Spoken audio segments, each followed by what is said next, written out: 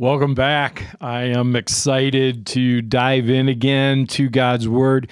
You know, it seems like I say that every time I come do this, but the reality is it's true. I'm excited to see what God has to say, and that's pretty fun. You know, I don't always feel that way, to be honest with you, but lately doing this reading plan, man, I've been excited pretty much every day to see what God has to say. So I actually want to start with our little reading from Oswald Chambers, because it's kind of an interesting one, and just kind of wondering if it sets the stage at all for what we'll be reading today, because it says, "Look again and consecrate." He says, "Are we experiencing the much more that God promised? Consecration is the act of continually separating myself from everything except that which God appointed me to do. It's not a one-time experience, but an ongoing process. Am I continually separating myself and looking to God every day of my life?" That's just good. I am the act of continually separating myself from everything except that which God has appointed me to do. Wow. Well, Exodus, we're in Exodus. So we're going to start Exodus chapter 2, verse 11, and we're going to read through chapter 3. And it starts with Moses escapes to Midian. Many years later, when Moses had grown up, he went out to visit his own people, the Hebrews, and he saw how hard they were forced to work. During his visit, he saw an Egyptian beating one of his fellow Hebrews. After looking in all directions to make sure no one was watching, Moses killed the Egyptian and hid his body in the sand.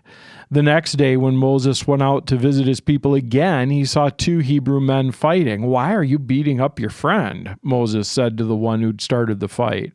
The man replied, "Who appointed you to be our prince and judge? Are you going to kill me as you killed the Egyptian yesterday?" And then Moses was afraid, thinking, "Everyone knows what I did." And sure enough, Pharaoh heard what had happened, and he tried to kill Moses, but Moses fled from Pharaoh and went to live in the land of Midian. When Moses arrived in Midian, he sat down beside a well. Now the priest of Midian had 7 daughters who came as usual to draw water and fill the water troughs for their father's flocks. But some other shepherds came and chased them away. So Moses jumped up and rescued the girls from the shepherds, and then he drew water for their flocks.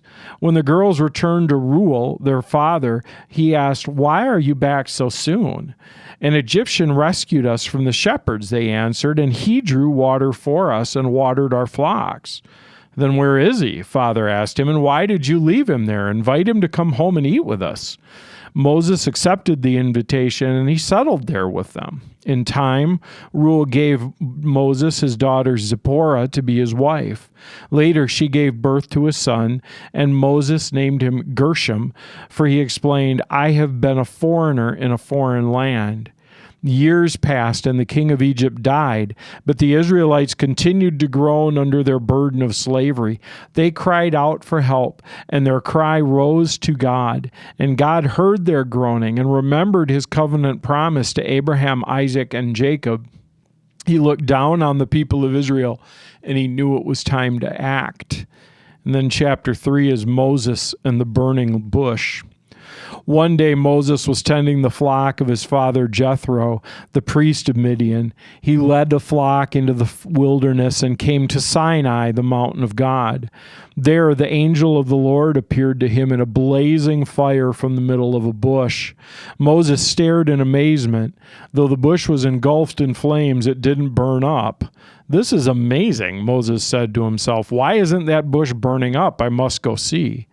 And when the Lord saw Moses coming to take a look, God called to him from the middle of the bush, "Moses, Moses," he said.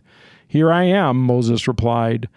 "Don't come any closer," the Lord warned. "Take off your sandals, for you're standing on holy ground. I am the God of your father, the God of Abraham, of Isaac, and of Jacob." And when Moses heard this, he covered his face because he was afraid to look at God. And then the Lord said to him, I've certainly seen the oppression of my people in Egypt. I've heard their cries of distress because of their harsh slave drivers. Yes, I'm aware of their suffering, so I've come down to rescue them from the power of the Egyptians and lead them out of Egypt into their own fertile and spacious land. It's a land flowing with milk and honey, a land where the Canaanites, Hittites, Amorites, Perizzites, Hivitites, and Jebusites now live. Look, the cry of the people of Israel has reached me, and I have seen how harshly the Egyptians abuse them. Now go, for I am sending you to Pharaoh. You must lead my people out of Egypt. But Moses protested to God, who am I to appear before Pharaoh? Who am I to lead people of Israel out? And God answered, I will be with you, and this is your sign, that I am the one who sent you. When you've brought the people out of Egypt, you will worship God at this very mountain. But Moses protested, if I go to these people of Israel and tell them the God of your ancestors has sent me to you, they'll ask me, well, what's his name? And then what should I tell them? God replied, I am who I am. Say this to the people of Israel, I am sent me to you. God also said to Moses, say this to the people of Israel, Yahweh, the God of your ancestors, the God of Abraham, of Isaac, and of Jacob has sent me to you.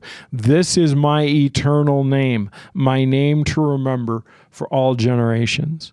Now go and call together all the elders of Israel and tell them, Yahweh, the God of your ancestors, the God of Abraham and Isaac and Jacob, has appeared to me. He told me, I've been watching closely, and I see how the Egyptians are treating you. I have promised to rescue you from oppression in Egypt. I will lead you to a land flowing with milk and honey, the land where the Canaanites, the Hittites, the Amorites, Perizzites, Hivitites, and Jebusites now live. The elders of Israel will accept your message, and then you and the elders must go to the king of Egypt and tell them, the Lord, the God of Hebrews, has met with us. So please let us take a 3-day journey into the wilderness to offer sacrifices to the Lord our God. But I know the king of Egypt will not let you go unless a mighty hand forces him. So I will raise my hand and strike the Egyptians, performing all kinds of miracles among them. Then at last he will let you go, and I will cause the Egyptians to look favorably on you. They will give you gifts when you go, so you will not leave empty-handed. Every Israelite woman will ask for articles of silver and gold and fine clothing from the women in their houses. You will dress your sons and daughters with these, stripping the Egyptians of their wealth. We're going to go to Matthew chapter 17. We're going to start in verse 10, and we're going to go down through verse 27, which is the end of chapter 17. Then Jesus' disciples asked him, why do the teachers of the religious law insist that Elijah must return before the Messiah comes? And Jesus replied, Elijah is indeed coming first to get everything ready. But I tell you, Elijah has already come, but he wasn't recognized, and they chose to abuse him. And in the same way, they will also make the Son of Man suffer. And then the disciples realized he was talking about John the Baptist. Jesus heals a demon-possessed boy. At the foot of the mountain, a large crowd was waiting for them. A man came and knelt before Jesus and said, Lord, have mercy on my son. He has seizures and suffers terribly. He often falls into the fire or into the water. So I brought him to your disciples, but they couldn't heal him. Jesus said, how you faithless and corrupt people, how long must I be with you? How long must I put up with you? Bring the boy here to me. And then Jesus rebuked the demon in the boy, and it left him. From that moment on, the boy was well. Afterward, the disciples asked Jesus privately, why couldn't we cast out that demon? You don't have enough faith, Jesus said. I tell you the truth. If you had faith, even as small as a mustard seed, you could say to this mountain, move from here to there, and it would move. Nothing would be impossible. After they gathered in Galilee, Jesus told them, the Son of Man is going to be betrayed in the hands of his enemies. He will be killed, but on the third day he will be raised from the dead. And the disciples were filled with grief. On their arrival to Capernaum, the collectors of the temple tax came to Peter and asked him, "Doesn't your teacher pay temple tax?" "Yes, he does," Peter replied, and then he went into the house. But before he had a chance to speak, Jesus asked him, "What do you think, Peter? Do kings tax their own people or people they've conquered?" "They tax the people they've conquered," Peter replied. "Well then," Jesus said, "the citizens are free. However, we don't want to offend them, so go down to the lake and throw in a line. Open the mouth of the first fish you catch, and you will find a large silver coin. Take it and pay the tax for both of us." And go back to Psalm 22, verses 1 through 18. My God, why have you abandoned me? Why are you so far away when I groan for help? Every day I call to you, my God, but you do not answer. Every night I lift my voice, but I find no relief. Yet you are holy, enthroned on the praise of Israel. Our ancestors trusted in you, and you rescued them. They cried out to you and were saved. They trusted in you and were never disgraced. But I'm a worm and not a man. I'm scorned and despised by all. Everyone who sees me mocks me. They sneer and shake their heads, saying, "Is this the one who relies on the Lord? Then let the Lord save him. If the Lord loves him so much, let the Lord rescue him." Yet you brought me safely from my mother's womb. You led me to trust you at my mother's breast. I was thrust into your arms at my birth. You have been my God from the moment I was born. Do not stay so far away from me, for trouble is near, and no one else can help me. My enemies surround me like a herd of bulls, fierce bulls of Bashan that hemmed me in. Like lions, they open their jaws against me, roaring and tearing into their prey. My life is poured out like water, and all my bones are out of joint. My heart is like wax melting within me. My strength has dried up like sun-baked clay. My tongue sticks to the roof of my mouth. You have laid me in the dust for dead. My enemies surround me. My enemies surround me like a pack of dogs. An evil gang closes in on me. They have pierced my hands and feet. I can count all my bones. My enemies stare at me and gloat.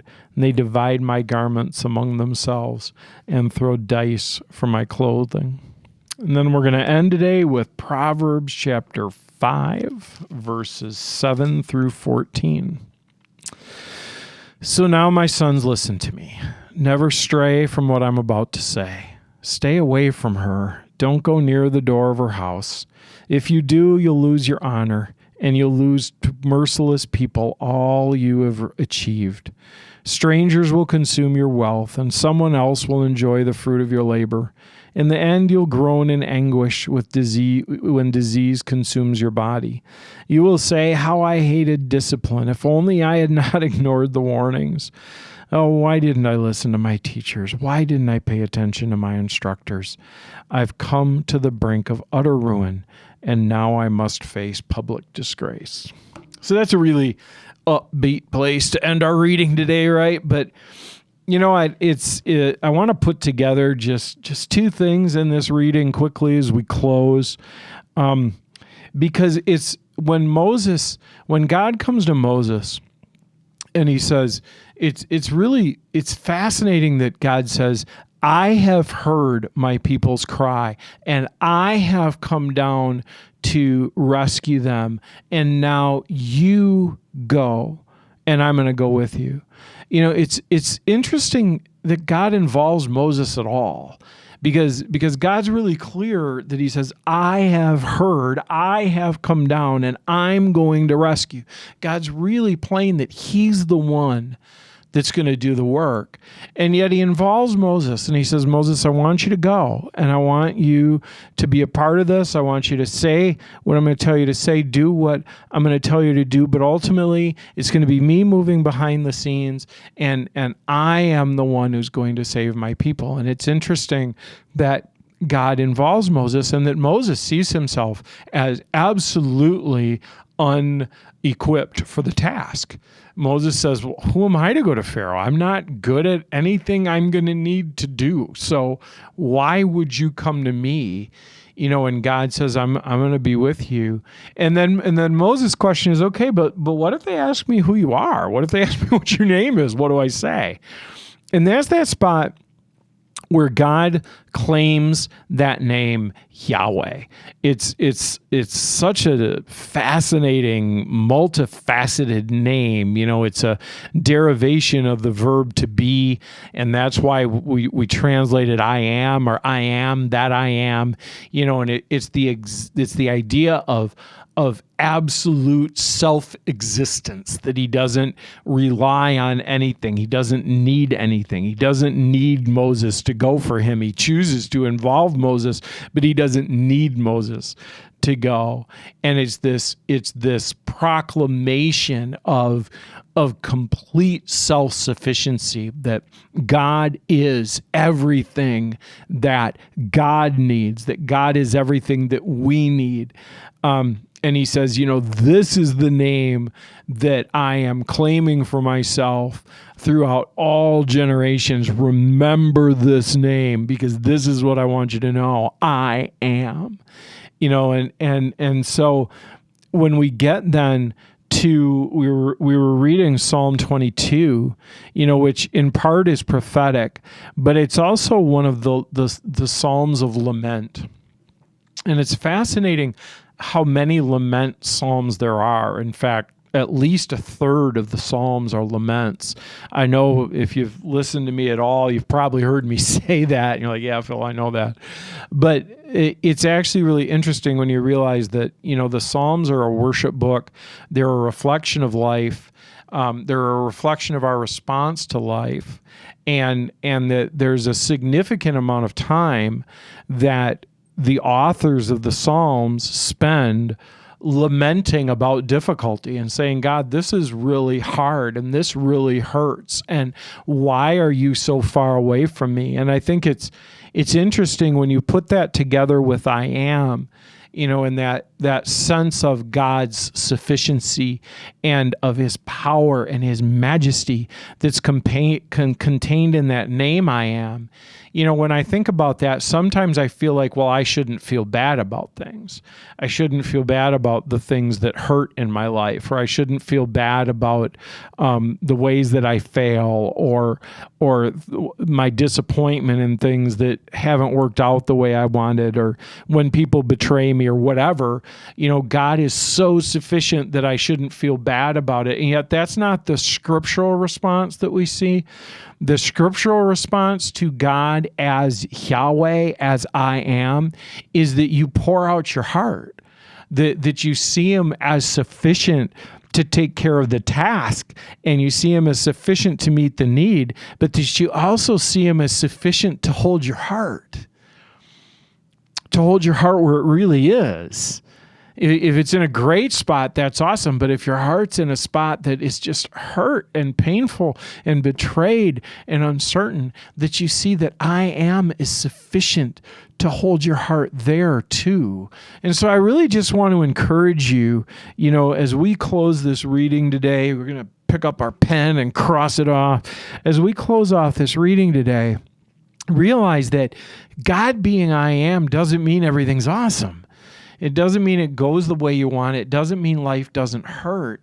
It means that we know that we can go to him in the hurt and in the pain and in the uncertainty, and know that he's both sufficient enough to handle the problem and handle the situation.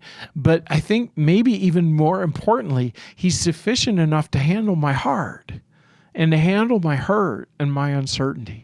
So wherever you are, whatever's going on, just go to God openly. If it's joyful, man, pour it out to him. And if it's painful, if it's betrayed, if it's lonely, pour that out to him too. So we're going to cross this off. Tuesday, the 26th, we are all done, approaching the end of January. And let's pray.